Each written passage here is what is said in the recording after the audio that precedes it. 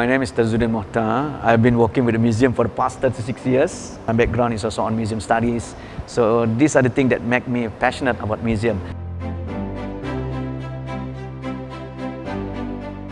Actually, the vision is a globally engaged center of history and heritage by the year 2030 to collect, preserve, exhibit and research on the material aspect of the local people to be exhibited, to be published for the reading of the local community and also to the world.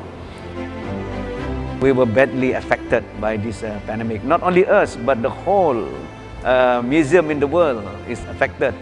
On museum closing down because there was no visitors coming in. These are all the paid museum. Like other museum, like the state-owned museum still can be operating. But this pandemic teach us a new way of approaching or not to be together with our community. Trump government policy, which is, one of it is digitally accessible. Now we are doing that. All museum in the world is doing that through digital ways. We don't stop. We keep on moving. This is what we, as a museum, as an institution of informal learning, teaching and guiding our society or our community, we don't stop. But probably there is another downside of all these things. Physical is much more better because you interact with the physical itself, with the building itself, with the environment, with the artifacts. This is what the people would like. With all the effort that the world is trying to stop this pandemic, we'll be back doing our own business again. Sarawak Museum is very fortunate. We have quite a number of projects since the year 2015. With the biggest one that we have, the Borneo, which is the Sarawak Museum campus, and then within that campus we have a few museums under which is the Borneo Cultures Museum, and then it started in 2015, and then now physically it's already ready. The only thing is that we are putting up the exhibition content. But unluckily, the pandemic started in 2020, then some of the work have to be stopped every now and then. But we are confident. We're confident that we can meet the installation of our exhibit probably by the end of this year. Actually, this is the function of museum. It's considered as an informal education or teaching institution.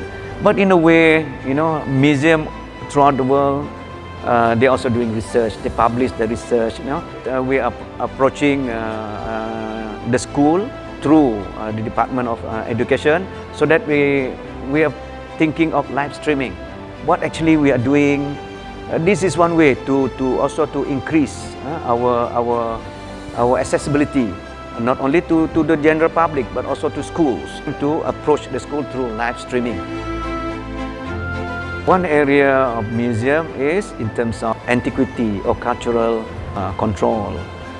Sarawak is a very large state with a big number of 30 plus communities with different background, different culture, different religion. So we were rich in culture, but through our Sarawak Heritage Ordinance 2019, we have added up into our parts of that ordinance, including maritime heritage. So we have broadened the scope. Hopefully that we can enforce ordinance by this year, and then to do more active controlling, because we are rich in culture. This is one way how we protect the cultures of the people of Sarawak through our ordinance. Yeah. One of the areas that I'm really proud of is our Sarawak Museum journals. I have good team of curators, and then they are very enthusiastic to put Sarawak Museum Journal or SMJ on track, and then we managed to publish our 2017, 18, 19 publication. Now we are towards the end of 2020 publication. It's already in the pipeline. and 2021 there's enough papers to be published, and then hopefully by this year we are complete, and then to achieve Posindex. Actually, some of this SMJ or Sarawak Museum Journal is already in the index. Just that because by indexing, people will do research, look into as part of their reference, and then we were very happy because we are still there. But we need to do more effort to bring back Sarawak Museum Journal into the old status where we're very proud of. And then the team, I really admire the team. I really acknowledge them and thanks them for this effort. So hopefully, I'm praying we are on track. Where we are having our interview now, this is one of the unique, one of the iconic museum, one of the best, I can say, the best museum on the island of Borneo, or probably in Malaysia. And then this building, I can say the old building is the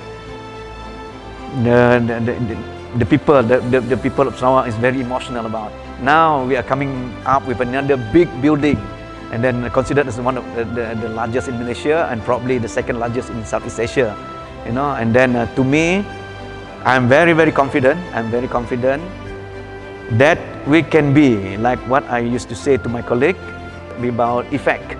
When Guggenheim Museum was set in Spain, it's becoming some sort like a ripple effect, not only to the city but also to the people, to the community at large. Where business becoming booming, people. I was made to understand on the first year of its formation,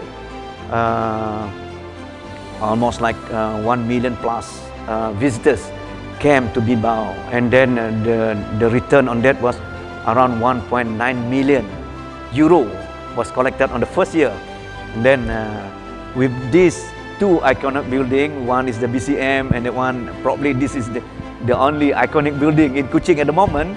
I think we can create that because we are very close to the hotels, we are very close to the shopping complex, we are right in the city center.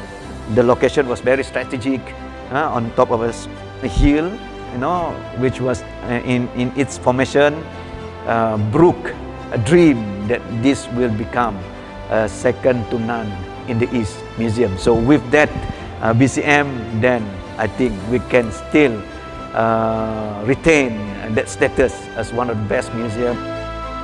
Sarawak Museum is always fantastic with its collection, with its building and everything. But with the new museum, we are putting up a very good, exhibition about the culture of the people of Sarawak. And then not only that, we are also strong in terms of history and also strong in terms of archaeology. We have a famous Nia cave, which we are putting it back in the new museum. We have a very famous painted cave, one in Syrian and the other one in Nia. So now archaeological or painted cave tourism is playing its role now. And then even in other part of the world, like in France, this painted cave is one of the areas that people would like to visit because it's very unique. It's still telling the story of thousands of years, and then even in Nia, that story is still being told, it's still been there, So even in Syrian, so I think we are there to tell the story of what is happening in Sarawak or in Borneo. This old museum, we used to call it the old museum, is one of the best memory that we have. Not only about the building but also about the garden. Charles Brooke has his own vision about this museum. It's quite unique for Sarawak, Museum are not, it stand alone by itself. Brooke was so involved, so passionate about museum, and then he even connect himself. He would like to be one of the elites. In UK, there was two big exhibitions. They call it the Great Exhibition. So Brooke involved himself, even sending some of our artifacts for this exhibition. And then he joined another exhibition in, I think if I'm not mistaken, in France. This old museum, most of the collection is on natural history. So most of our curators in the museum was naturalists. And then even we were tied up with Fred Wallace, you know, one of the famous counterpart or probably contemporaries to Darwin on the evolutionary theory. And then even during that time, we have a good connection with Australia in the early 1800s. You know, Brooke did, you know, travel up to Australia together. Even our artifacts was also on loan to these areas. And then we also, during that time, we have a good connection with Singapore. Singapore started their museum development quite early. So it's a very good networking between us and the rest of the world. So this is a good opportunity. Building a museum is not a one-day experience. It takes a lot of ideas, it takes a lot of teamwork.